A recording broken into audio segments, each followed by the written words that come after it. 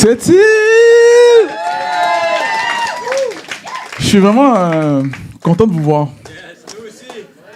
Quand j'étais venu il y a 2 ans, vous aviez une autre énergie. Puis je peux dire que maintenant, votre énergie, je vois que vous êtes bien. Je vois que vous êtes bien. Donc, je rends vraiment gloire au Seigneur pour votre vie. Je te remercie, Pasteur Nadeau, pour l'invitation. Gloire à Dieu. Donc, moi, mon nom, pour ceux qui ne me connaissent pas, c'est Stéphane Rémy. Puis, tout ce que vous avez besoin de savoir, moi, je suis l'ami d'Andrew. Donc, je ne vais pas aller plus loin là-dessus, mais on aura peut-être le temps de se connaître un peu plus. Puis, aujourd'hui, qui a sa Bible avec lui aujourd'hui? Oh, pourquoi ouf? Ok, le téléphone? Ok, c'est bon. Aujourd'hui, ça va être quelque chose de peu riche, un enseignement, ok? Puis, on va répondre à cette question. Pourquoi la Bible? Parce que la Bible, c'est vrai que ça peut être un feeling. Ça peut être quand je le lis, c'est bon, c'est le fun. Mais à un moment donné, on est appelé à la défendre. On est appelé à dire pourquoi on stand pour la Bible. Puis mon plus grand désir aujourd'hui, c'est que vous sortez d'ici puis que vous voyez ce livre-là comme un livre, là, comme vos yeux là, sont gros comme des 30 sous, puis c'est comme, wow, ce livre-là, c'est quelque chose d'incroyable. Puis on va regarder ça qu'on va regarder aujourd'hui ensemble. Puis pourquoi la Bible? Mais l'apôtre Pierre, lui, il a vraiment mis les bases, il a mis des statements, puis qu'on va lire ensemble, puis qu'on va sortir 4 points, puis on va sortir à travers ces 4 points. Moi, j'aimerais ça que quelqu'un lise pour moi, c'est correct? Est-ce que vous avez l'habitude de faire lire des gens? Ok, parfait, merci. Donc, Rabbi, tu veux checker mon... Okay, parfait. Donc, 2 Pierre 1, 16 à 21.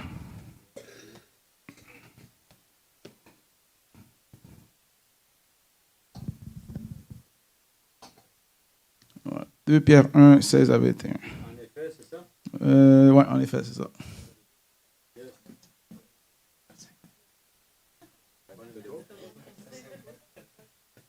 Ah, vas-y, ouais. Si vous voulez rester assis tranquille. Yes. 2 Pierre 1, 16 à 21. En effet, ce n'est pas avec des histoires fausses et compliquées que nous vous avons fait connaître la venue puissante de notre Seigneur Jésus-Christ. Mais nous l'avons vu de nos yeux, lui dans toute sa grandeur. Oui, il a reçu honneur et gloire de Dieu le Père. Au moment où la voix de ce Dieu puissant a dit « Celui-ci est mon Fils très, très aimé, celui que j'ai choisi avec joie. » Cette voix est venue du ciel, nous l'avons entendue nous-mêmes quand nous étions avec Jésus sur la montagne sainte. De plus, nous avons la parole des prophètes, elle est très solide et vous avez raison de la garder avec attention. En effet, elle est comme une lampe qui brille dans un endroit obscur en attendant que la lumière du jour paraisse et que l'étoile du matin éclaire vos cœurs. Tout d'abord, vous devez savoir ceci. Personne ne doit expliquer tout seul les prophéties des livres saints. En effet, personne n'a jamais communiqué une prophétie par sa seule volonté, mais c'est avec l'aide de l'Esprit Saint que des gens ont parlé de la part de Dieu. Merci, amen. Merci, Rabbi. Pour ceux qui ne savent pas, ça, c'est des trucs de prédicateur. Tu fais lire quelqu'un, ça te permet de temps de réfléchir, OK? On va regarder 4 points aujourd'hui. Pourquoi la Bible, c'est un livre fiable? Pourquoi vous pouvez baser votre vie? Pourquoi il y a des gens qui sont morts pour ce livre? Puis on va regarder les 4 points que Pierre a dit dans ce passage-là. Premièrement, vous allez savoir que la Bible, ça représente une collection de documents historiques. Gardez ça en tête. Deuxième chose, la Bible, ça a été rédigé par des témoins oculaires en présence de d'autres témoins oculaires.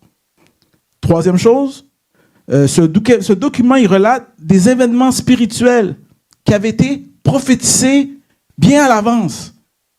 Et quatrième point, mais ceux qui ont prophétisé n'ont jamais dit que ça venait de eux, puis ça venait de Dieu. Puis on va regarder ensemble ces 4 points-là.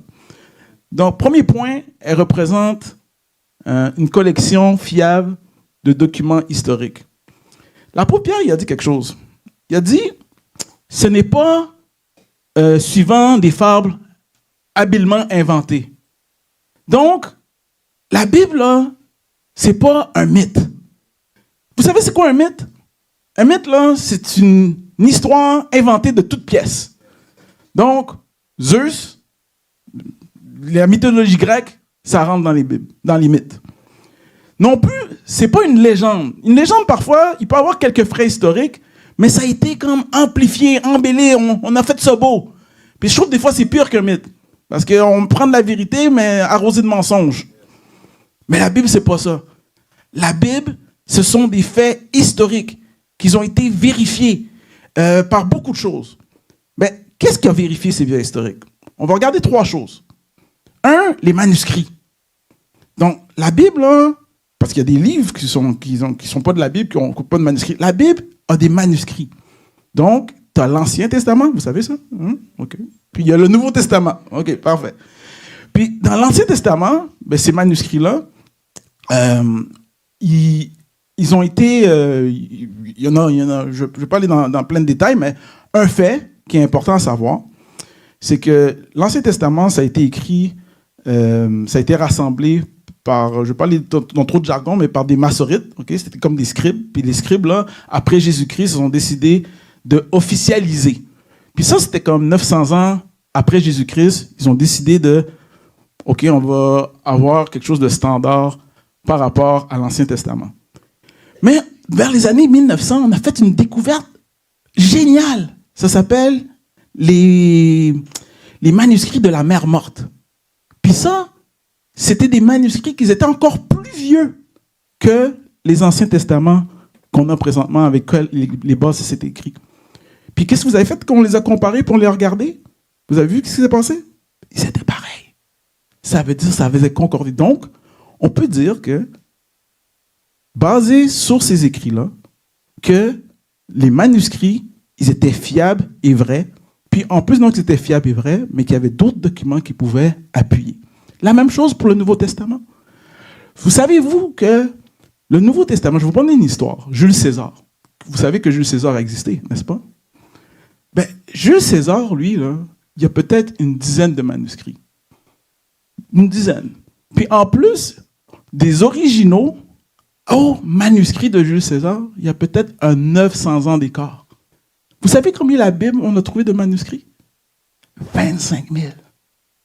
25 000 manuscrits ont été découverts de plein de portions différentes de la Bible, que ce soit en grec, en différents langages. C'est toute une richesse. Il n'y a aucun livre incontesté qui peut se comparer au nombre de manuscrits qu'on a trouvés du Nouveau Testament. Et non seulement qu'on a trouvé 25 000, la distance d'années entre les originaux et les copies, parce que Jules César, c'était peut-être 900 ans, ou Aristote, 1100. Mais on peut retrouver 150 ans, 100 ans du plus vieux manuscrit. Donc, on peut voir que, wow, c'est pour venir appuyer que, non, ce n'est pas des fables, ce n'est pas des mythes, ce n'est pas des légendes, mais c'est vraiment des faits historiques. Vous me suivez? Yes. Amen. Non seulement des manuscrits, ben, qui sont des preuves en tant que telles, ben, ce manuscrit-là, la Bible, il y a des histoires. Puis ces histoires-là, ben, on a nommé des noms, on a nommé des lieux, on a nommé des devises, on a nommé des événements. Puis tous ces événements qui ont été nommés, ben, plusieurs d'entre eux ont été soit vérifiés par d'autres livres de l'époque qui n'étaient pas la Bible, et encore mieux par des preuves archéologiques. Par moi-même, j'ai pu retracer, comme dans les personnages, tu sais, dans la Bible, il y a ce qu'on appelle le livre des rois. Puis dans le livre des rois, c'est comme Israël, c'était on peut dire le rayon fort d'Israël. Israël avait une série de rois, puis la Bible prend le temps de nommer tous les rois. Puis non seulement qu'il prenait le temps de nommer tous les rois d'Israël, il nommait aussi les rois des autres pays. Puis avec le temps, on a commencé à faire des fouilles, puis à chercher, puis on a commencé à sortir, hey, le roi de Pharaon qui vivait dans ce temps-là, ben, on a trouvé une preuve. Vous savez, le roi de Syrie qui habitait là, on a trouvé une preuve. Donc tous les peuples, les autorités, les gens importants, des personnages importants, ben, on a commencé à trouver. Donc, ça faisait comme, waouh, ce livre-là n'est pas une légende ni une mythe, mais ça a vraiment, vraiment existé. Comme, je vous ai donné un exemple, comme dans le Nouveau Testament, le système monétaire. Tu sais, on parlait dans le Nouveau Testament, on parle du denier ou des pièces d'argent. Jésus s'est fait trahir pour 30 pièces d'argent. Puis vous savez, quand ils ont fait des fouilles théologiques de l'époque, qu'est-ce qu'ils ont trouvé? La devise américaine. Non, je niaise. Non, vous voyez, ils n'ont pas trouvé. Ils ont trouvé des francs puis des deniers. Donc, c'est pour ça qu'on peut se rassurer puis de dire, c'est ça que j'aime de Dieu. Non seulement que son Saint-Esprit nous convainc, mais il nous a laissé tellement de preuves en abondance pour qu'on soit rassuré que sur quoi qu'on se base est vrai. Il n'était pas obligé. Dieu, il aurait pu juste dire, moi je suis Dieu, puis que je te dis c'est ça. Puis la plupart des religions, c'est ça en passant. Que je te dis c'est ça. Mais le Seigneur a voulu nous couvrir dans tous les sens, en termes de manuscrits, en termes de faits historiques. Puis il y a d'autres choses. Il y a d'autres choses. Aussi, pour appuyer, pour terminer avec les faits historiques, c'est que la Bible hein, est cohérente. Juste quand vous lisez... Yes. Yes. Je vous dis, hein, la Bible, c'est comme de l'eau. Hein, parce que, tu vois, ici, on a de l'eau en abondance. Puis c'est la boisson la plus peut-être méprisée maintenant, mais c'est la boisson qui a la plus de valeur. Mais ici, tu sais, on en gaspille et tout. Mais quand on est dans un désert, on veut pas de coke, hein, on veut de l'eau. Mais la Bible, c'est ça. On est en abondance de paroles. Mais dans certains pays, on entend qu'en Chine, quand ils n'ont pas de Bible, là, ils ont une page, là, ils se partagent les pages, ils en consomment. C'est ça qu'il faut. C'est ça que je crée en vous. Là. Je crée que j'ai faim, j'ai soif, j'en veux. Ce livre-là, il est merveilleux, vous comprenez? Puis, ce livre-là, il y a une cohérence incroyable. Vous devez comprendre, ça n'a pas été écrit par une personne. La Bible, c'est 40 auteurs sur 1500 années, dans peut-être 4-5 régions géographiques différentes, avec 3 langues peut-être écrites différemment, mais avec le même message. Jésus-Christ, Rédempteur, le salut, hein, l'amour. Donc, peu importe que le personnage c'était un roi, que c'était un pauvre, c'était un prophète, c'était un Israélite. Il y a même quelques personnes qui ont écrit dans la Bible, là, dans le livre des Proverbes, c'était même pas des Juifs, c'était même pas des chrétiens. Mais ils concordent tous le même message, l'amour de Dieu. Que les prophètes racontent tous la même chose. Il y a quelqu'un qui va venir. Il y a quelqu'un qui va marcher. Il va naître quelque part. Il va nous sauver. Amen! Donc, ça c'est le point Pierre qui a dit. Pierre, il a dit, c'est pas des fables. Mais il a dit, et c'est pour dire que c'est des films historiques. Deuxième point que Pierre il dit. Pierre, il a dit, c'est de ses propres yeux qu'il a vu. Donc, vous devez savoir que ce livre-là, pourquoi moi je l'aime ce livre-là? C'est écrit par des témoins oculaires qui ont vécu en présence de d'autres témoins oculaires. Puis ça, c'est fort. Puis, si on regarde les évangiles, on a 4 évangiles. Puis dans les 4 évangiles, il y a Matthieu, puis il y a Jean. Puis Matthieu et Jean, tu sais, c'était des Juifs. Ils ont été apôtres de Jésus-Christ. Puis, ils ont été témoins oculaires. Puis on va lire qu'est-ce que Matthieu a dit. Il a dit, Rabbi, tout de suite, m'envoie, s'il te plaît. Attends une minute.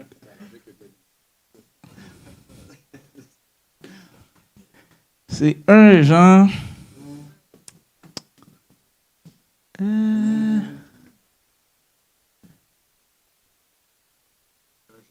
Ouais, attends une minute. 1 Jean 1, verset 1 à 4. Ouais. Et la Bible dit, nous vous annonçons la parole qui donne la vie et qui existe depuis toujours. Nous l'avons entendue et nous l'avons vue de nos yeux. Nous l'avons regardée avec attention. Nous l'avons touchée de nos mains. Oui, la vie s'est montrée et nous l'avons vue. Nous en sommes témoins et nous annonçons cette vie en Dieu pour toujours.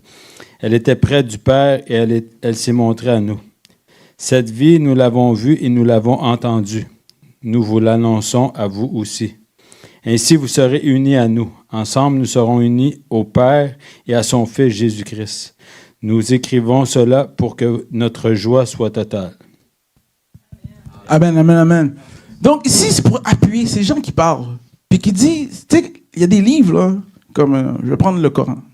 Ce livre-là n'a pas été écrit par des témoins oculaires. Les gens qui l'ont écrit n'ont pas vu vivre Mohammed. Mais la Bible, Jésus-Christ, plusieurs personnes qui l'ont vu. C'est ça qu'il dit, on l'a vu. Ce qu'on vous raconte là, c'est pas qu'on l'a entendu, on l'a vu. Puis on le raconte, puis on en a parlé. Puis avant de continuer dans les témoins oculaires, tu sais, j'aimerais ça qu'il y a un mythe, il y a une idée là qui meurt à jamais en vous. Des fois, il y a des gens qui vont dire la Bible a été réécrite. Puis aujourd'hui, là, on va voir tous ensemble que c'est le plus gros non-sens que ça n'a jamais existé. Puis pour penser que la Bible a été réécrite, là, mais j'appelle ça la théorie du complot. Puis le complot, il doit avoir 3 niveaux. Okay? Pourquoi je dis ça? Premièrement, on a retrouvé là, 9000 manuscrits grecs. Okay? Qu'est-ce que ça veut dire? Ça veut dire que si la Bible a été réécrite, ben moi, là, il fallait que je trouve les 9000 manuscrits, puis je commence à mettre des corrections, puis les remettre à sa place, puis que personne ne le sache. Okay? Ça, c'est niveau 1. Niveau 2, tu sais, Jésus, lui, a dit, allez faire des nations toutes des disciples. Vous savez ce que ça veut dire, ça? Ben, les nations, aller faire des disciples, ça veut dire qu'ils parlent une autre langue. Ça veut dire que ça m'amène à traduire les écrits.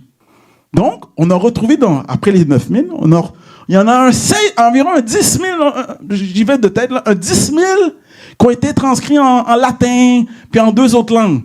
Donc, ça veut dire que si la Bible a été réécrite, ben moi, qu'est-ce que je dois faire? Je dois retrouver dans 3 continents, parce qu'il y en a qui se trouvaient en Afrique, il y en a qui étaient au Moyen-Orient, il y en a qui étaient en Asie, puis je dois commencer à réécrire tous les textes traduits, les remettre à sa place, retrouver tous les textes grecs, puis les remettre à sa place, puis je dois le faire sans que personne ne le sache. C'est pas fini. Le 3e niveau du complot. C'est pas fini, là.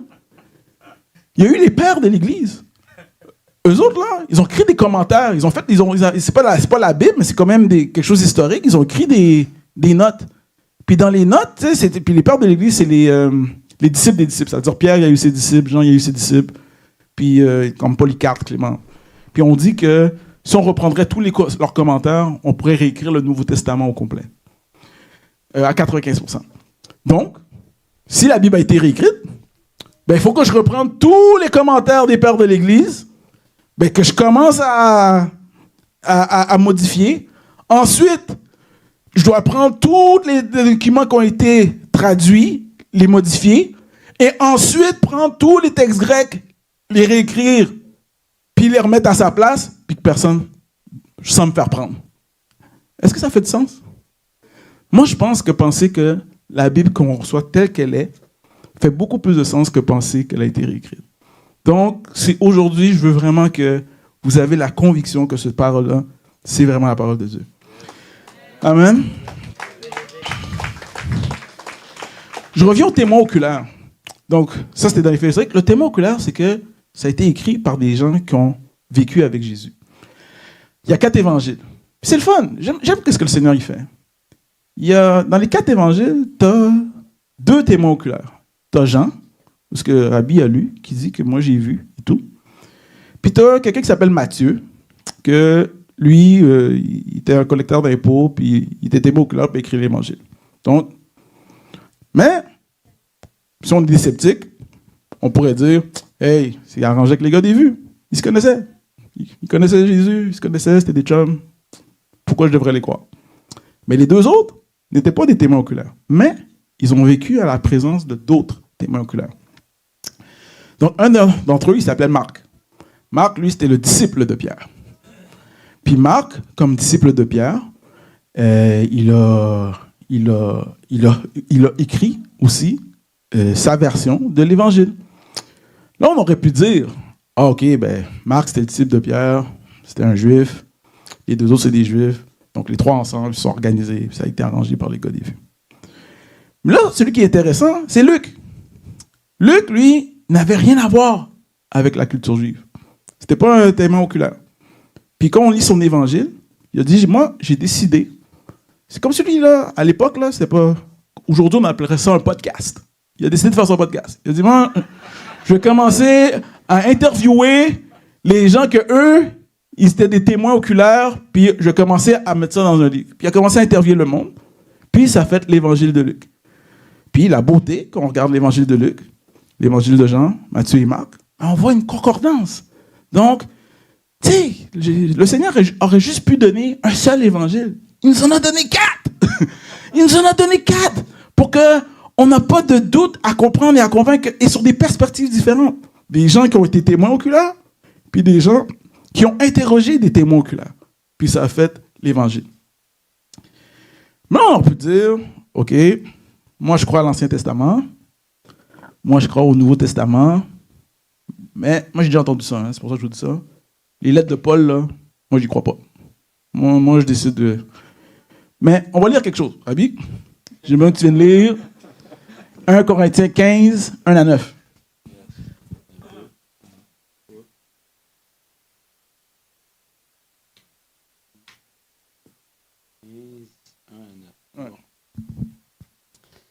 La parole dit, « Frères et sœurs chrétiens, je vous rappelle la bonne nouvelle que je vous ai annoncée. Vous l'avez reçue et aujourd'hui encore, vous êtes attachés à elle. Cette bonne nouvelle vous sauve si vous la gardez, comme je vous l'ai annoncé. Sinon, votre foi ne sert à rien. Je vous ai donné avant toute chose l'enseignement que j'ai reçu moi-même. Le Christ est mort pour nos péchés, comme les livres saints l'avaient annoncé. On l'a mis au tombeau, et le 3e jour, Dieu l'a réveillé de la mort, comme les livres saints l'avaient annoncé. Il s'est montré à Pierre, puis aux 12 apôtres. Ensuite, il s'est montré à plus de 500 frères et sœurs à la fois. Presque tous sont encore vivants. Quelques-uns sont morts. Ensuite, il s'est montré à Jacques, puis à tous les apôtres. Finalement, après les autres, il s'est montré à moi aussi, à moi qui le méritais le moins. Moi, je suis le plus petit des apôtres. Je ne mérite même pas de porter le nom d'apôtre parce que j'ai fait souffrir l'Église de Dieu. Jusqu'à 15, t'as dit? Oui, c'est bon. Amen. C'est bon? Okay, amen. Et voici ce que Paul il dit. Ça c'est le fun, je le répète. Il donne ce qu'on appelle le credo. Le Christ est mort pour nos péchés.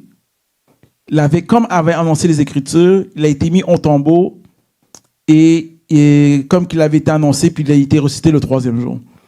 Puis quand Paul écrit ça, ce qui est important à savoir, c'est qu'il l'a écrit pendant que, il dit qu'il y avait les gens qui avaient vu Jésus étaient encore vivants et quelques-uns étaient morts. Puis, vous devez savoir que Paul, la Bible dit que il a rencontré, il n'était pas tout le temps avec les apôtres, mais il a rencontré l'apôtre Pierre, peut-être, selon le livre de Galates, 3 fois. Puis, quand il a rencontré l'apôtre Pierre, là, c'est pas bien passé. Là. Il y a eu il y a eu de la friction. OK? Puis, mais voici le beau témoignage. Malgré la friction, puis qu'on voit que l'apôtre Pierre était quand même, reconnaissait l'autorité de Paul, il écrit dans 2 Pierre 3, 15 à 16, je vais pas rester pour vous, il dit, les lettres de Pierre sont peut-être difficiles à comprendre, mais écoutez-le. Ça veut dire que malgré la friction, l'apôtre Pierre, un témoin oculaire de la vie de Jésus-Christ, donne une approbation à ce que l'apôtre Paul écrit comme étant véridique. Donc, s'il y a quelqu'un qui vous dit, moi je crois à l'Ancien Testament, je crois aux évangiles, mais que les lettres de Paul, ben écoutez, qu'ils soient anathèmes. C'est ça que je vais vous dire. Parce que les témoins, des personnes comme Pierre, a appuyé les Écritures qu'il a données. Quand est-ce que la Bible a été écrite? Là, on va jouer un petit quiz là, des érudits. Okay? Donc, c'est pas des questions, mais on va lire quelque chose. Rabbi, 1 Timothée 5, verset 18. Puis, soyez à l'écoute, parce que il y a une question qui va être posée. 1 Timothée 5, verset 18.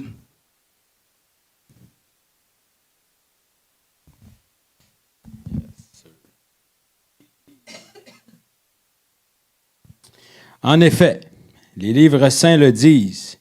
Quand le bœuf travaille pendant la récolte, ne l'empêche pas de manger les épis. Et encore, l'ouvrier doit recevoir son salaire.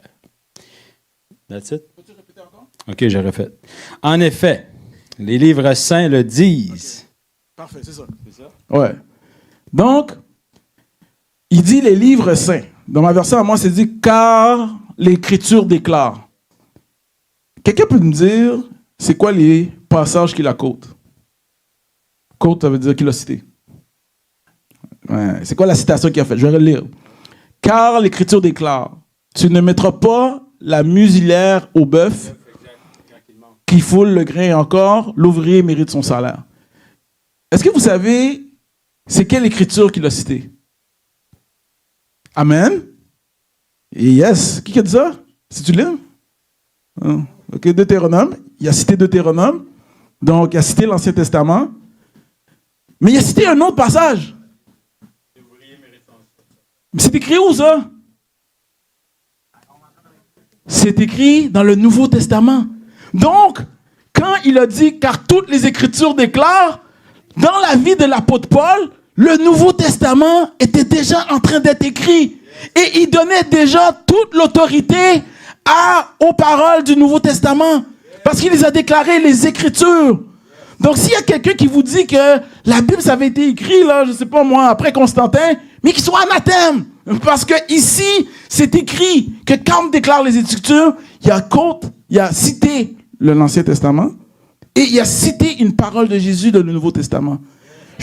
On va avancer plus loin. Quand Luc a écrit l'Acte des Apôtres, il a terminé lorsque Paul était en prison. Puis l'histoire nous dit que, c'est pas la Bible qui nous dit, mais l'histoire nous dit que Paul est mort à Rome, mais l'apôtre Paul s'est rendu là. Mais la Bible, là, oh, je t'aime Seigneur, il y a des petits détails, des beaux détails. Quand on recule puis vous devez savoir, quand c'est arrivé, c'est peut-être les années 68, 70 après Jésus-Christ. Puis ça, c'est le dernier chapitre des Actes, ça s'arrête comme ça. Mais quand on lit le premier chapitre des Actes, parce que l'auteur des Actes puis de l'évangile de Luc, c'est le même auteur. Et Luc, voici qu'est-ce qu'il dit. Il commence en disant, j'ai décidé de faire comme, je paraphrase, j'ai décidé de faire une continuation du premier livre que j'ai fait. Amen. Vous savez qu'est-ce que ça veut dire? Ça veut dire que si il n'a pas fini de l'écrire avec des apôtres, on voit où ce qui s'est arrêté un peu parce qu'il ne savait pas ce qui se passait après, mais qui dit que c'était son premier livre, son deuxième livre, mais son premier livre, c'était le livre de Luc. Donc, ça remonte que l'évangile de Luc, quand il a été écrit, c'était vraiment collé aux événements. Donc, c'est pour ça qu'on doit vraiment apprécier comme, wow, cette proximité, qu'on peut avoir l'assurance que les Écritures qui sont écrites sont vraiment proches de l'original parce qu'en termes d'années, c'est collé. Est-ce que vous me suivez? Amen. Amen, amen, amen, amen. Donc, ça, c'est pour vous dire le point que, on a vu le point que c'est des faits historiques, c'est pas des fables. On a vu le point que c'est des témoins oculaires et que ça a été écrit en présence de d'autres témoins oculaires. Donc, ça veut dire que quand c'était écrit, il y avait quelqu'un qui pouvait dire « t'es un menteur », puis il n'y a personne qui l'a fait. Amen? Mais on va aller encore plus loin. On va aller encore plus loin. Merci Seigneur. Pierre, là, qu'est-ce que Rabbi a lu tantôt? Il a dit, j'étais un témoin oculaire, mais je donne encore plus de valeur. Moi qui ai vu le Seigneur de mes propres yeux, là. Je l'ai vu marcher, je l'ai entendu sur la montagne, j'ai vu le tambour vide et tout, je les ai vus. Qui est déjà fort, mais j'accorde plus de valeur aux prophéties qui sont accomplies. Amen? Amen? Oui, amen. Et peut-être vous n'êtes pas au courant, mais on va regarder certaines prophéties qui ont été dites, okay, rapidement. Jésus est né d'une vierge. Okay? Ça, c'était écrit dans Ésaïe 7,4. Jésus est né à Bethléem. Ça, c'est dans Michée 5.2. Toi, le livre des Mormons, ils disent que Jésus est né à Jérusalem. OK? Ça marche pas. Il n'est pas né à Jérusalem, il est né à Bethléem. Que Jésus devrait être trahi. Ça aussi, c'est écrit dans Zacharie 11.12. Abandonné par ses disciples. Ésaïe 53.1.3. Et je pense que moi, dans ma recherche personnelle, j'ai pu retracer peut-être 300 prophéties comme ça. De prophéties qui ont été dites il y a longtemps, parce que vous savez que la Bible, il y a 1500 années d'espace, qui ont été accomplies. Puis, l'apôtre Pierre, il dit qu'on tient encore plus sûr les paroles de ces prophéties. Puis, quand on comprend ça, parce que quand Jésus était là, il était toujours dans un mindset afin que les prophéties s'accomplissent.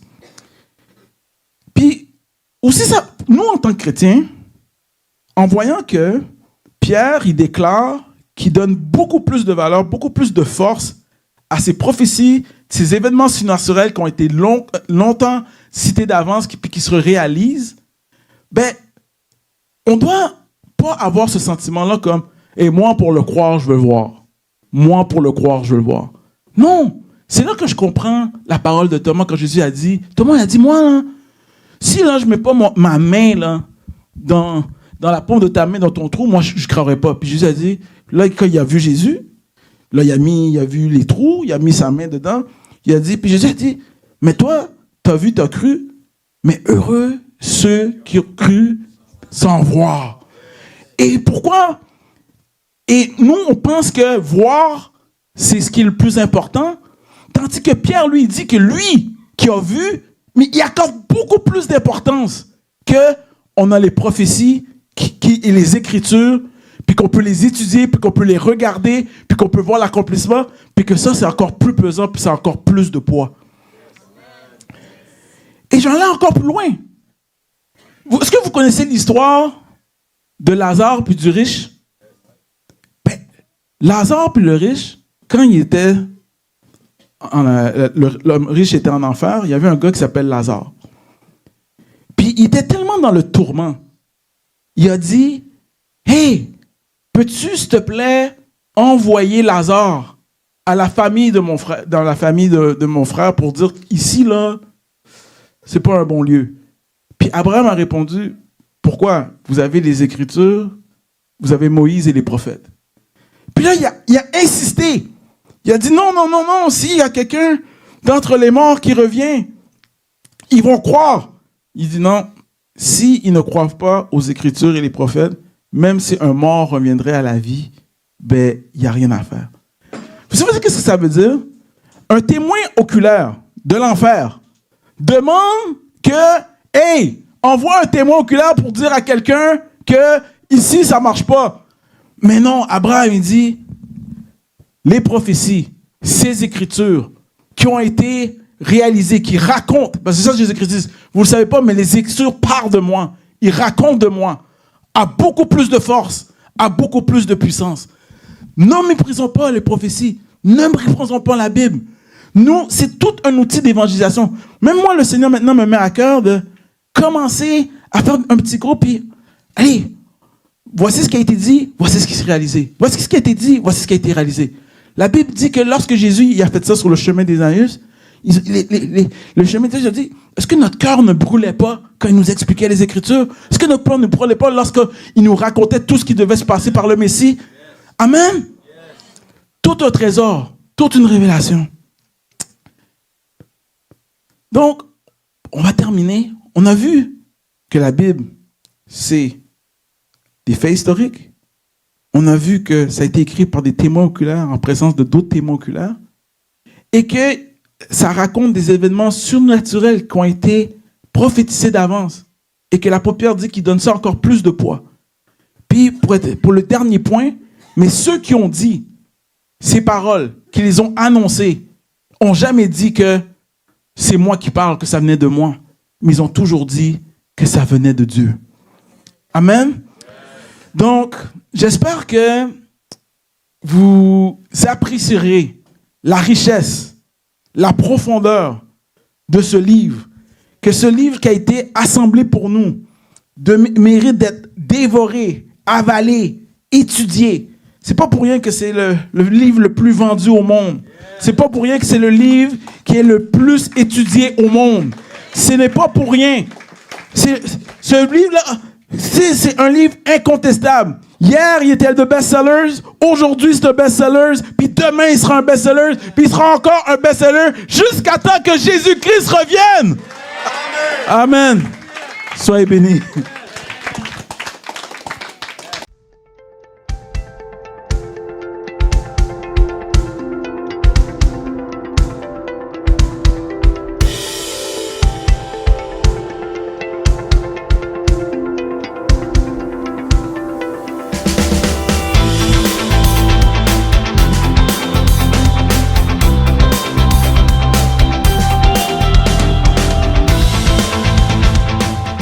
Est-ce qu'on peut acclamer pour Jésus?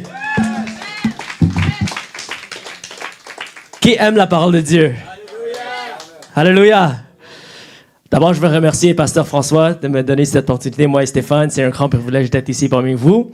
On vous aime énormément. Vous êtes une inspiration pour nous et vous nous encouragez à Montréal. Alléluia! Amen! Alors, je vais continuer dans la même lignée que mon frère Stéphane. Il a prêché beaucoup de choses que j'allais pas partager déjà. Mais je vais donner un perspective un peu différent. Okay? Alors, le titre de mon message, c'est « L'évidence historique et la puissance de l'Évangile ». Okay? Alors, on va focuser plus sur l'Évangile. Alors, c'est quoi l'Évangile? L'Évangile, ça veut dire bonne nouvelle. C'est quoi la bonne nouvelle? La bonne nouvelle, c'est 3 choses, il faut se rappeler. Okay? La divinité de Jésus, le mort de Jésus et la résurrection de Jésus. Okay? Et ces 3 aspects sont documentés dans les 4 évangiles. Okay? Alors, pourquoi on partage ces faits historiques aujourd'hui? Pourquoi on vous partage les preuves de comment on sait que la Bible est fiable? Et pourquoi je vais vous partager aussi l'évidence historique de l'Évangile? 3 raisons. Okay? Numéro 1, c'est pour solidifier votre foi, pour fortifier votre foi. Okay? Parce qu'on sait que c'est le Saint-Esprit qui nous dirige dans toutes les vérités. Okay? Quand Pierre a dit à Jésus, Jésus a demandé à Pierre, qui dis-tu que je suis? Pierre a dit, tu es le Christ, le Fils du Dieu vivant. Jésus a dit, ce n'est pas le chair et le sang qui t'a révélé ça, mais c'est Dieu, le Père, qui t'a révélé ça. Alors, il ne faut pas oublier que c'est toujours le Saint-Esprit qui peut convaincre. Parce que parfois, on essaie d'entrer dans les débats, parce qu'on pense qu'on va convaincre les gens avec les débats. Mais il faut se rappeler, c'est toujours le Saint-Esprit qui nous dirige dans toutes les vérités.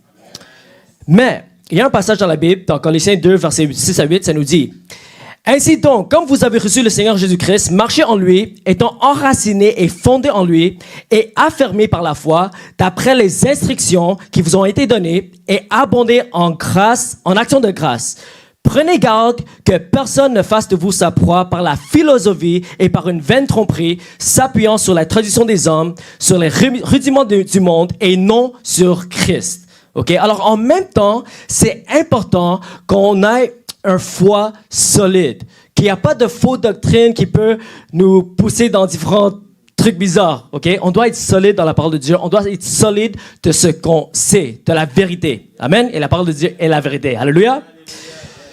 Alors ça, c'est raison numéro 1. Raison numéro 2. Quand on a l'assurance de quoi on parle, okay? Quand on a les faits historiques, comme mon frère a partagé, ça nous donne l'audace pour partager l'Évangile. Okay? Parce que pour avoir l'audace, okay, premièrement, la Bible nous dit il faut être les méchants prennent la Proverbe 28, verset 1, ça nous dit le méchant prend la fuite sans qu'on le poursuive, le juste a de l'assurance comme un jeune lion. Alors, numéro 1, on doit comprendre notre justice, on doit comprendre qu'on est purifié, on doit comprendre que, en Jésus-Christ, on est juste, on est pur, on est saint et on est qualifié pour être utilisé par Dieu. Amen? Ça nous donne l'audace, OK? Mais deuxième chose, pour avoir l'audace pour partager l'Évangile, c'est aussi simple que ça. Tu dois être sûr de ce que tu dis, OK? Je vous donne un exemple, OK? Si moi, je viens à Rabbi, OK? Je dis, Rabbi, ton nom, c'est Jean. Rabbi va me dire, non, mon nom, c'est pas Jean, c'est Rabbi. Et j'ai dit, non, ton nom, c'est Jean. Là, il va me montrer son permis, il va dire, regarde, c'est Rabbi. Et si je continue à dire, non, c'est pas Rabbi, c'est Jean. Là, Rabbi va dire, t'es stupide, je vais juste t'ignorer, tu sais pas de quoi tu parles. Pourquoi? Parce qu'il est sûr de quoi il dit, OK? Dans la même manière, quand il y a des gens qui m'approchent et disent « Jésus n'est pas le Fils de Dieu. Jésus n'a pas été crucifié. Jésus n'a pas resté là-bas. » J'ai tellement cette assurance parce que je connais la vérité. Oui, parce que le Saint-Esprit m'a révélé, mais aussi parce que je sais que ça peut être vérifié historiquement. OK? Et on peut le défendre historiquement, logiquement. Pas juste dire la foi. Oui, c'est bien d'avoir la foi. On encourage les personnes d'avoir la foi, mais la parole de Dieu est tellement vraie, l'évangile est tellement vrai, Jésus est tellement vrai qu'on peut le défendre historiquement avec évidence et avec des preuves. Amen. Alors, les enseignements comme ça nous aide pour avoir cette audace, pour avoir cette assurance, pour savoir que ce qu'on nous dit, c'est la vérité. Alléluia. Troisième raison. Pierre dit, dans 1 Pierre 3, verset 15, il dit, « Mais sanctifiez-vous dans vos cœurs, Christ le Seigneur, étant toujours prêt à vous défendre avec douceur et respect devant quiconque vous demande raison de l'espérance qui est en vous. » Okay? Alors l'apôtre Pierre dit, on doit toujours être prêt à se défendre. Pourquoi on est chrétien? Pourquoi on croit en Jésus? Okay? Et il y a deux choses que Dieu nous donne en tant qu'arme pour nous défendre. Numéro un, c'est notre témoignage. Alléluia. Comme les témoignages puissants qu'on a entendus avant la prêche, ces genres de témoignages, ça touche les gens. Parce que ça, c'est une preuve que Jésus est vrai et change nos vies. Amen. Alléluia. Mais deuxièmement, non seulement on peut partager nos témoignages, quand les personnes me posent la question pourquoi je crois en Jésus, je partage mon témoignage. Jésus a transformé ma vie, il m'a libéré de la drogue, il m'a libéré de la haine, la crime. Je suis devenu une complètement nouvelle personne. Mais après, je l'ai dit aussi que ça peut être prouvé historiquement, avec évidence, l'Évangile, que Jésus est le Fils de Dieu, que Jésus est Dieu dans la chair, que Jésus est mort pour vos péchés et que Jésus a été ressuscité de la mort. Et je sais comment défendre l'Évangile avec assurance. Amen. OK, alors, là, je reviens un peu avec ce que mon frère a partagé, OK? Mais je vais focuser plus sur les évangiles, ce qui sont les biographies de Jésus. OK? Alors, une des preuves de l'authenticité des Écritures et des évangiles en particulier, c'est leur proximité avec les événements de Jésus. OK? Alors, parmi les chercheurs bibliques, les experts, les historiens, chrétiens et non chrétiens, on est tous d'accord que la majorité des érudits, des scholars, des experts, ils disent que les évangiles sont écrits entre 60 après Jésus-Christ et 90 après Jésus-Christ. OK? Alors ça, c'est une proximité d'environ 30 années entre l'événement de la mort et la résurrection de Jésus et quand les évangiles ont été écrits. Alors, ça, c'est, dans les standards de littérature ancienne, là, c'est extrêmement proche à la vie de Jésus. OK? Quand on compare avec les autres littératures anciennes, c'est extrêmement proche. 30 ans, là, c'est très proche. Je vous donne un exemple, OK? Vous connaissez Alexandre le Grand? Vous avez déjà entendu parler d'Alexandre le Grand, OK? Alors, c'est un roi macédonien, il est conquérant du 4e siècle avant Jésus-Christ.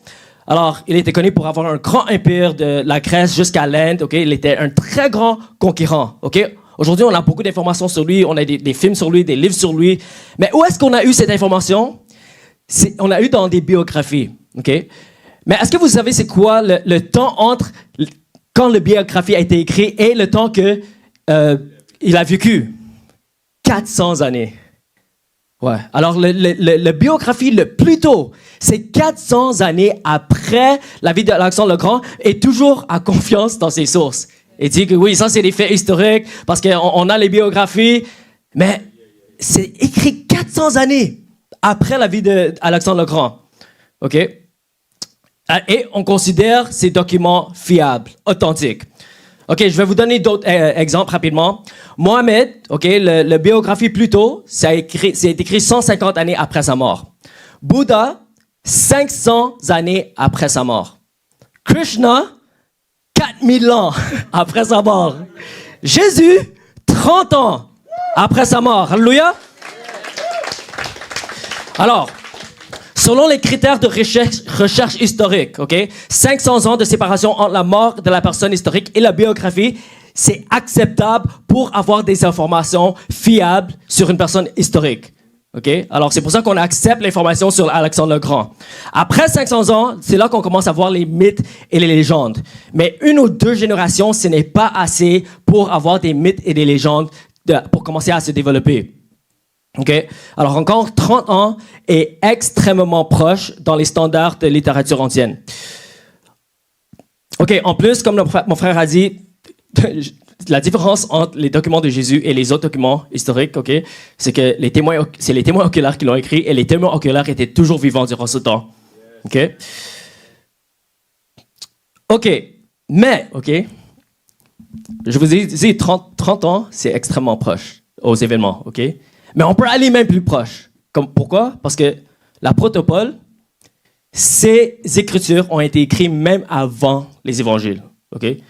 Ça a été écrit dans environ 50 après Jésus-Christ. Alors ça nous donne une proximité de environ 20 ans. Mais on peut aller même plus proche.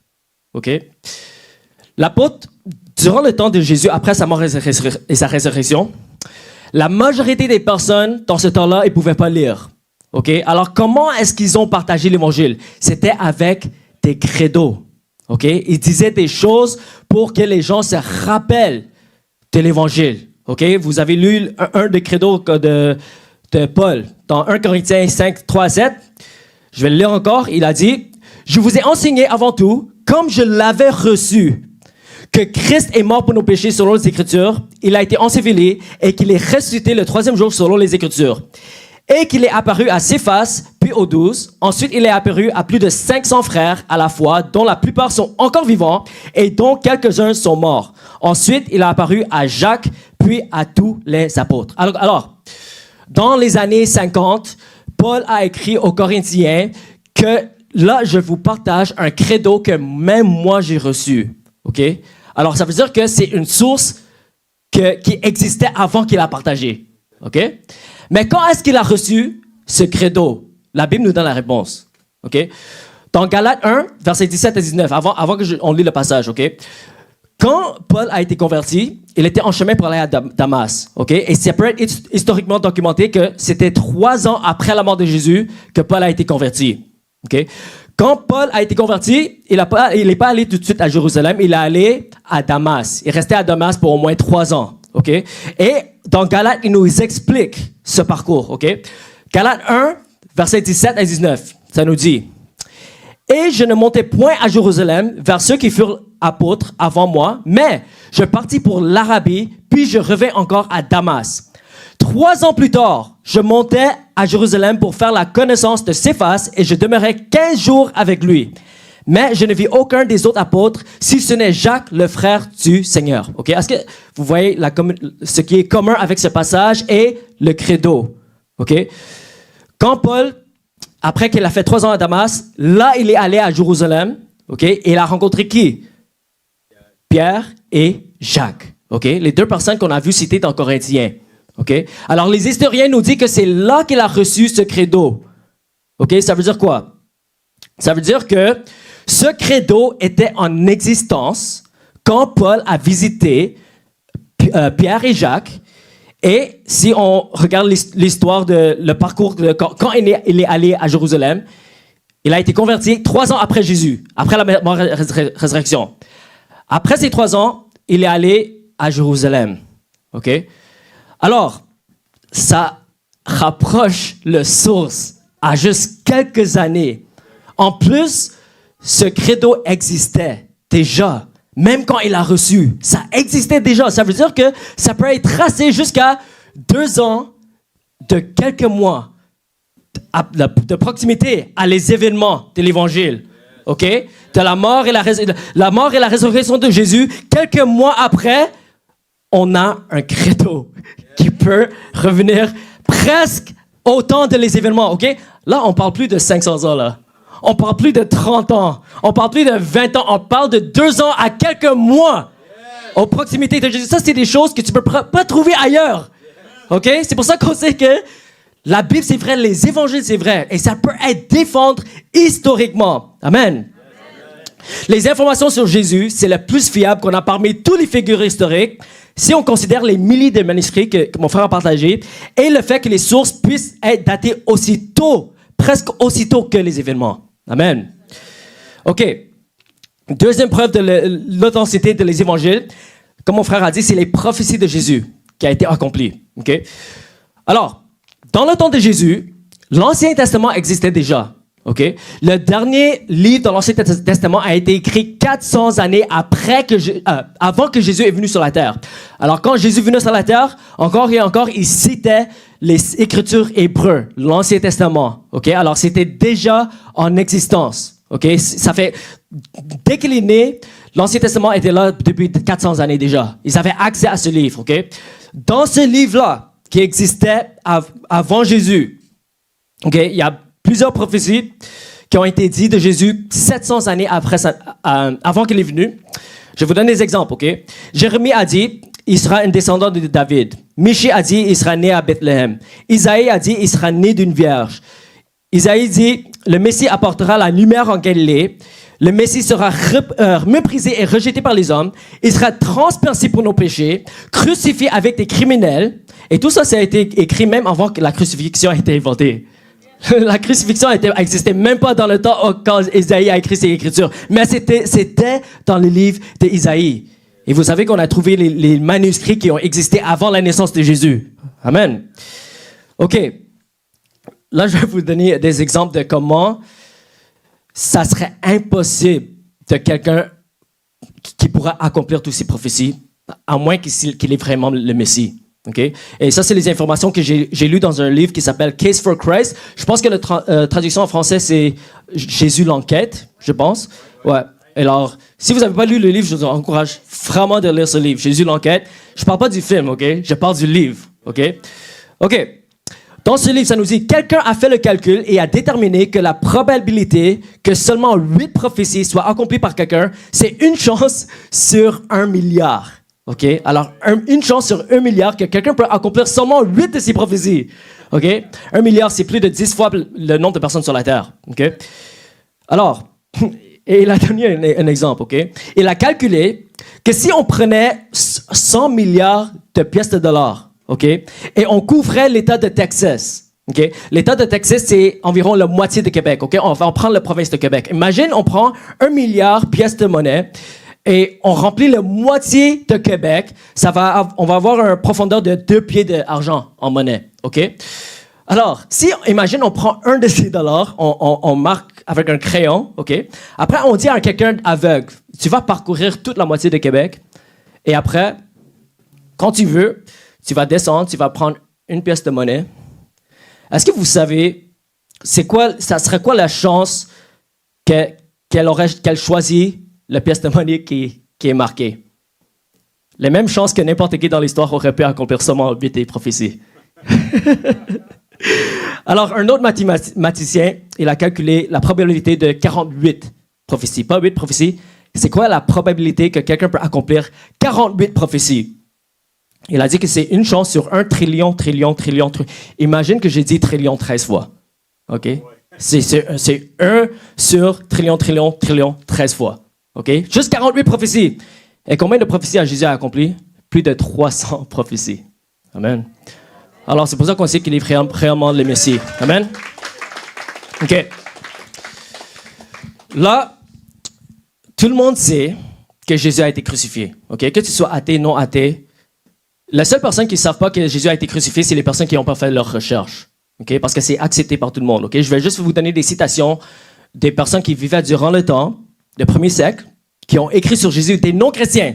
Je ne prends pas ça de la Bible, je parle des textes, des littératures anciennes qui ont été écrites par des Juifs et des Romains qui ont vécu presque proche du temps de Jésus. Okay?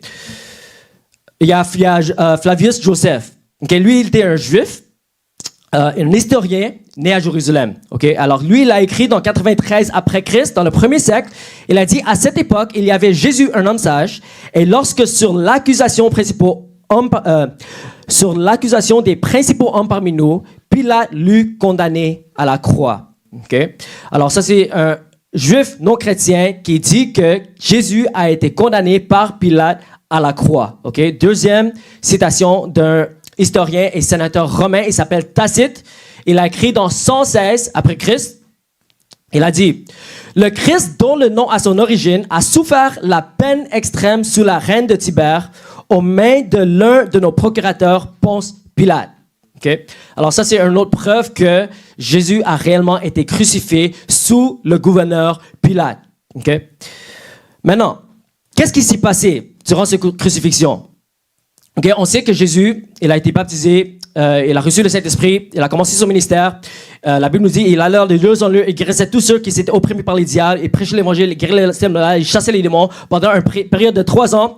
Et après, il commençait à dire des choses vraiment étonnantes, spécialement pour les Juifs. Okay? Il a dit, moi et le Père, nous sommes un. Il a dit, avant Abraham fut, je suis. Alors, il disait que je suis le Dieu d'Abraham, Isaac et de Jacob et de Moïse. Okay?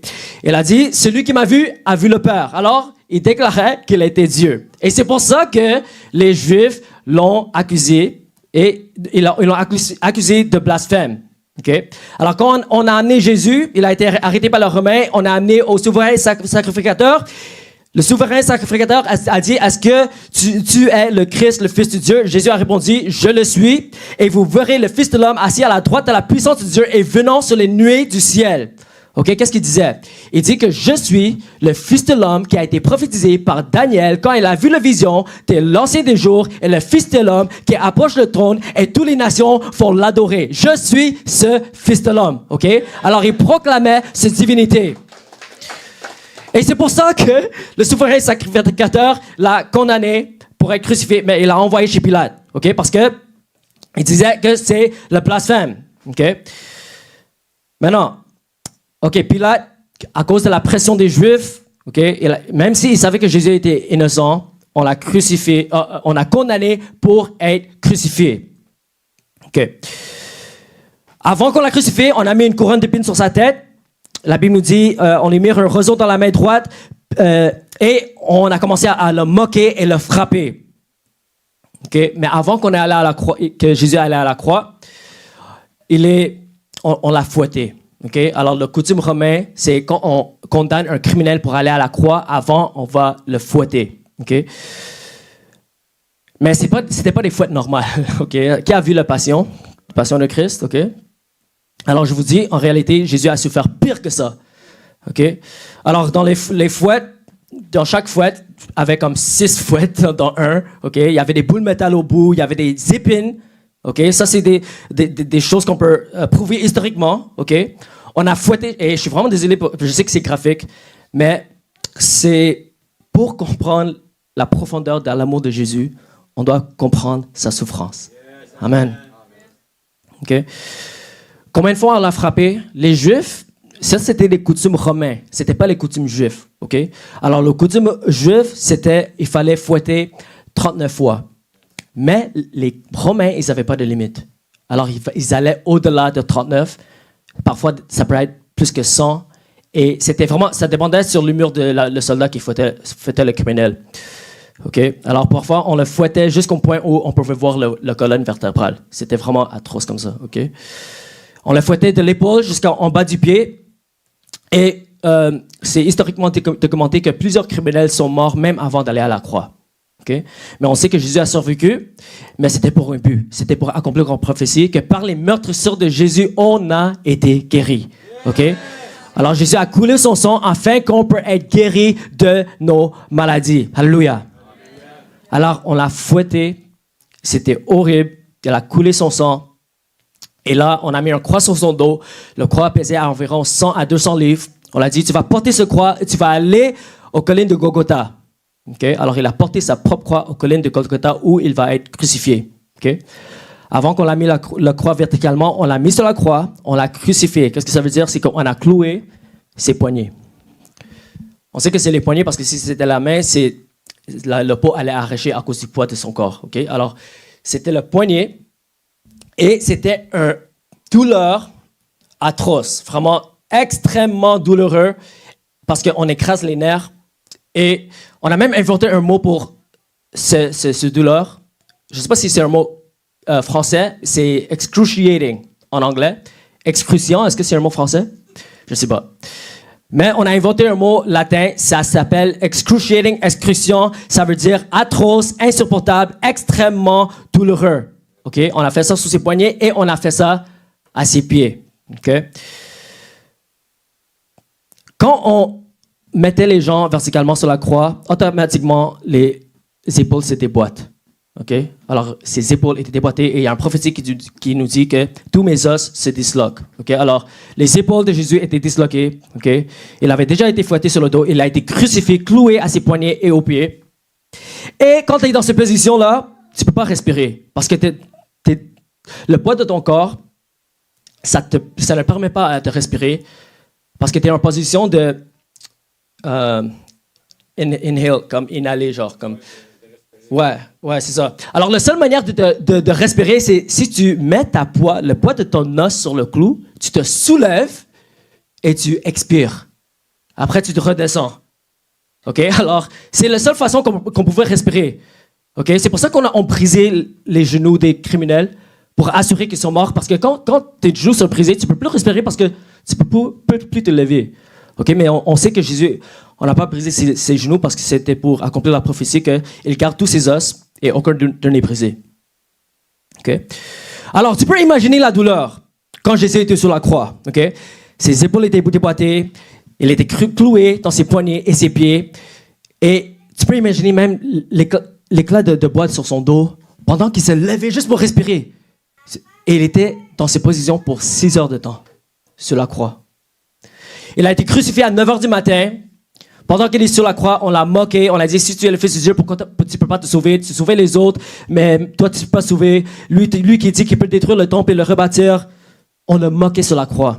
Okay? Après 3 heures, le ténèbre est venu sur la terre. Marc 15, 33, ça nous dit, le 6e heure, c'est à midi, étant venu, il y a eu des ténèbres sur toute la terre jusqu'à la 9e heure. Ça, c'est aussi un fait historique qui peut être documenté par des sources non chrétiennes. Okay? Il y a Phlégon, un historien grec. Lui, il a vécu entre 80 après Christ à 140. Il a écrit sur une obscurité et un tremblement de terre qui se sont produits durant le temps de la crucifixion de Jésus. Okay? Mais lui, il croyait que c'était une éclipse de soleil. Alors, il a écrit, dans la 4e année de la 200e deuxième Olympiade, okay? Les Jeux olympiques, okay? Et quand tu fais le calcul, c'était dans l'année 33 après Jésus-Christ. Okay? La même année que Jésus a été crucifié. Il y a eu le plus grand éclipse du soleil et il devint nuit à la 6e heure du jour, midi. La même heure que Matthieu a dit que le ténèbre est venu sur la terre. Si bien que les étoiles apparurent dans le ciel. Il y a eu un grand tremblement de terre en Bithynie et de nombreuses choses furent renversées à Nicée. Okay? Bithynie et Nicée, c'était pas à Jérusalem, okay? Mais c'était à Asie mineure, c'est-à-dire aujourd'hui c'est le Turquie. Okay? C'était pas à Jérusalem, mais le tremblement de terre et l'obscurité est venu sur toute la terre. Et il y a des historiens qui ont écrit sur cet événement qui s'est passé exactement la même année et la même heure que la Bible nous dit. Amen. OK. Après 6 heures de temps sur la croix, le 9e heure, à 15 heures, il a dit, Jésus s'écria d'une voix forte, mon Dieu, pourquoi m'as-tu abandonné? Qu'est-ce qui s'est passé en ce moment-là? La Bible nous dit que celui qui n'a pas connu le péché, il est fait devenir péché pour nous, afin que nous devenions en lui justice de Dieu. Amen. Romains 8, 3 à 4 nous dit, ce que la loi ne pouvait pas faire parce que la chair était faible, Dieu l'a fait en envoyant son propre Fils dans une chair semblable à celle du péché et en condamnant le péché dans la chair, afin que la justice à la loi fût accomplie en nous, qui marchons non selon la chair, mais selon l'Esprit. Jésus, qui n'a pas connu le péché, est devenu péché pour nous et Dieu a condamné le péché à la croix afin que nous puissions être la justice de Dieu et afin qu'on puisse marcher dans la sainteté de Dieu, afin qu'on puisse être libre du péché.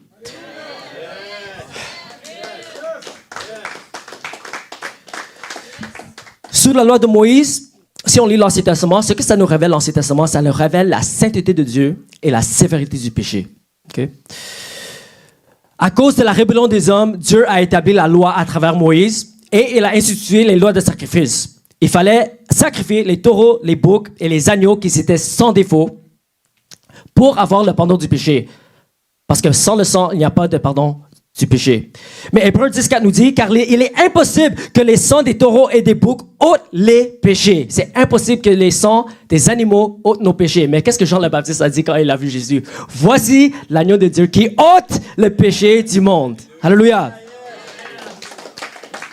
L'ange Gabriel, avant que Jésus est né, il a dit, elle enfantera un fils et tu lui donneras le nom Jésus. C'est lui qui sauvera son peuple de ses péchés.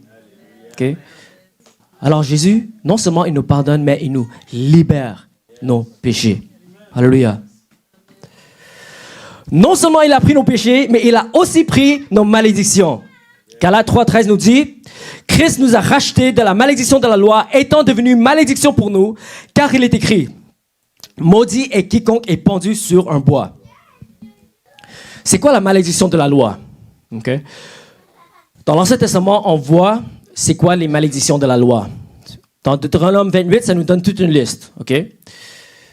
Les malédictions de la loi, ça inclut la maladie, le tourment mental et physique, oppression, défaite des ennemis, captivité, esclavage, peur, infertilité, pauvreté.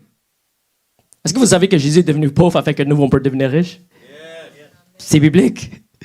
2 Corinthiens 8:9 nous dit, car vous connaissez que la grâce de notre Seigneur Jésus-Christ, qui pour vous s'est fait pauvre, de riche qu'il était, afin que par sa pauvreté, vous fussiez enrichis. Okay? Comment Jésus est devenu pauvre? C'est quoi la définition de la pauvreté? La Bible nous dit dans Deutéronome et même dans Matthieu 25, la définition de la pauvreté, c'est le faim, le soif et la nudité. Okay? Jésus, il avait faim parce que son dernier souper, c'était le jeudi. Okay? Et ça fait 24 heures qu'il n'a pas mangé avant qu'il ait été crucifié. Il avait soif. Pourquoi? Parce qu'il a tout son sang. Il n'avait rien bu. Et même sur la croix, il a dit, j'ai soif. Et il était nu. Il est cloué, crucifié, nu à la croix. Okay? Le plus grand acte d'humilité dans l'histoire de l'humanité. Alors, Jésus a pris toutes nos malédictions, que ce soit la maladie, pauvreté, dépression, pensée suicide, toutes les malédictions de la loi. Et avant que Jésus a expiré son dernier souffle, il a dit, tout est accompli.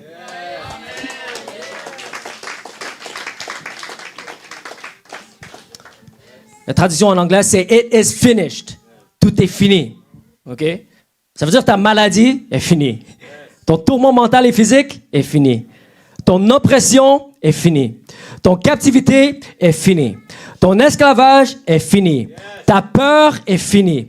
Ton infertilité est finie. Ta pauvreté est finie. Alléluia. Après cela, Jésus poussa de nouveau un grand cri et rendit l'esprit. Et voici le voile du temple se déchira en deux, depuis le haut jusqu'en bas, la terre trembla et le rocher se fondirent. Okay? Mais l'histoire n'est pas encore finie. Alléluia. Après que Jésus a été crucifié, il a expiré son dernier souffle, on l'a mis dans un tombeau. Après quelques jours, les femmes qui étaient avec Jésus, Marie Magdalène, ils sont allés amener des épices au corps de Jésus, mais ils ont vu que le tombeau était vide. Amen.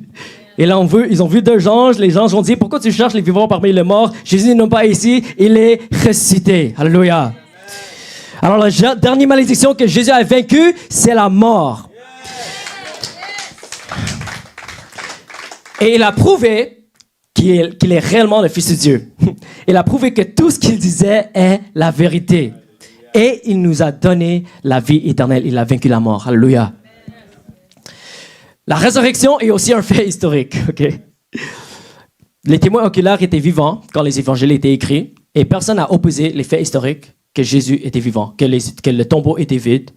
Les Juifs disaient, c'est les disciples qui ont volé le corps de Jésus. Et tout de suite, c'est historiquement documenté que les Juifs, ils ont complètement changé leurs pratiques religieuses. Et c'est des pratiques qu'ils faisaient pendant des mille et des mille d'années. Okay? C'est des pratiques que Dieu a obligé sous la loi de Moïse de faire pour être en obéissance à Dieu. Alors si tu ne faisais pas ces lois-là, là, tu étais condamné sous la loi. Okay? Mais c'est historiquement documenté à cause du fait que les personnes ont vu Jésus mort, ressuscité. Ils ont complètement changé leurs pratiques. Ils ont arrêté les sacrifices au temple. Ils ont changé les lois alimentaires. On a le droit de manger du porc aujourd'hui. Alléluia. Ils ont arrêté les observances du sabbat. Okay? Ils ont commencé à se réunir les dimanches. Ils ont commencé le baptême, les communions. Et ils ont commencé à développer les credos de la divinité et la mort et la résurrection de Jésus quelques mois jusqu'à quelques années après les événements. Okay? Alors, il n'y a pas d'autre explication que Jésus est ressuscité de la mort. Okay? Quand tu poses la question, donne-moi une meilleure explication, comment le christianisme a commencé? Les gens vont te regarder et ils ne vont pas avoir de réponse. Parce qu'il n'y a pas une autre explication qui nous dit pourquoi tout de suite les disciples ont commencé à proclamer la mort et la résurrection de Jésus, même si ça coûtait leur vie. Un des grandes preuves que Jésus a réellement été ressuscité, c'est que les disciples de Jésus, ils ont décidé de vivre dans la persécution, dans la pauvreté, dans la souffrance, dans le jeûne, jusqu'à la mort. C'est historiquement documenté qu'ils étaient prêts, les témoins oculaires, ils étaient prêts à mourir de ce qu'ils ont vu et de ce qu'ils ont entendu. Yes. Alléluia. Et ça, c'était l'explosion du christianisme. Okay? Parce que quand les personnes ont vu que les personnes étaient prêtes à mourir pour cette vérité, ils ont dit, ça doit être la vérité. Okay? Si Jésus n'est pas resté la mort, ça serait juste un secte juif qui aurait disparu. Il y avait plein de sectes juifs qui ont disparu, mais celui a tenu. Pourquoi? Parce que c'est la vérité. Jésus est mort pour nos péchés, il est resté la mort, et les personnes ont vu Christ ressuscité, et ils ont proclamé ces vérités jusqu'à la mort. Alléluia. C'est pour ça qu'on est ici aujourd'hui. Amen. Il n'y a pas de meilleure explication. Alors, l'Évangile peut être défendu. Historiquement, on peut le prouver. Okay? Il y a des athées qui font du recherche sur ça. Ils viennent avec les athées éduqués, okay? Ils font du recherche et ils comprennent que les disciples de Jésus, ils ont décidé de mourir pour ce qu'ils ont cru voir. Okay? Ils acceptent que les disciples ont cru voir Jésus ressuscité. Mais il dit que, certaines vont dire, il n'est pas vraiment mort à la croix. Il a survécu. Il n'y a pas une seule personne de l'histoire de l'humanité qui a survécu à la crucifixion. Okay? Jésus a même été percé dans son corps après sa mort. Okay? D'autres personnes qui vont dire, tous les disciples, ils ont halluciné.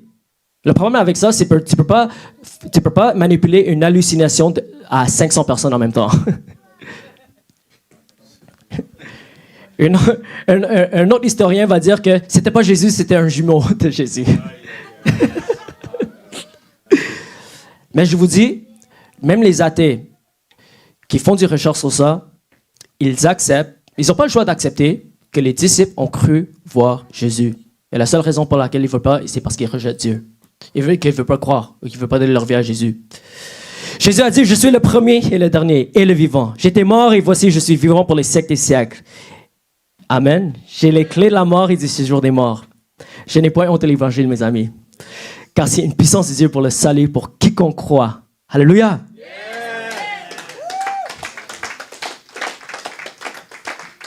Alors, il y a la puissance dans l'évangile. Alléluia. Non seulement c'est vrai, mais il y a une puissance dans l'évangile, dans la mort et la résurrection de Jésus. Amen. Par le sang de Jésus, on est guéri de nos maladies. Par le mort de Jésus, on est libre de nos péchés. Par la croix, on est libre de toutes nos malédictions. Alléluia. Et par sa résurrection, on a la vie éternelle. Amen.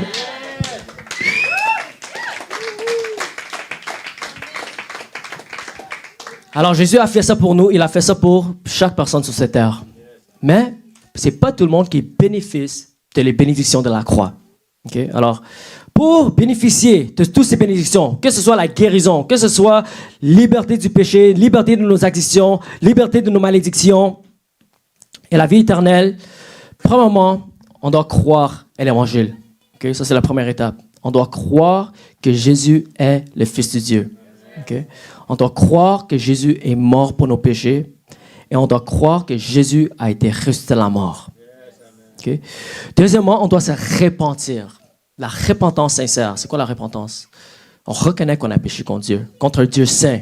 On reconnaît que la salaire du péché est la mort. Si on meurt dans cet état de péché, on va mourir, on va aller en enfer pour l'éternité. On doit reconnaître la sévérité de nos péchés et la sainteté de Dieu. On doit demander Dieu pardon de nos péchés et on doit prendre une ferme décision de nous détourner de nos péchés et de suivre Jésus-Christ avec tout notre cœur. Okay? Et la première acte de repentance, ça devrait être le baptême d'eau. Amen. Parce que quand on se fait baptiser, on s'identifie avec la mort et la résurrection de Jésus. OK? On enterre notre ancienne vie dans l'eau. Et quand on sort de l'eau, on marche à la nouveauté de vie, libre du péché. OK? Dans la Bible, il n'y avait pas de baptême de bébé. OK? Jésus avait 30 ans quand il s'est fait baptiser. J'ai jamais s'est fait baptiser à 30 ans. Il a dit que quand il était bébé, il s'est fait baptiser à 30 ans. Il a dit ça, je fais ça pour accomplir toute la justice de Dieu. OK? Ça veut dire qu'il fait ça en obéissance à Dieu. Ça veut dire que c'est un commandement d'imiter ce que Jésus a fait, de se faire baptiser dans l'eau. Alors, on doit croire, on doit se repentir et on doit se faire baptiser dans l'eau par immersion. Amen. Et c'est comme ça qu'on va avoir tous les bénéfices de la croix. Alléluia.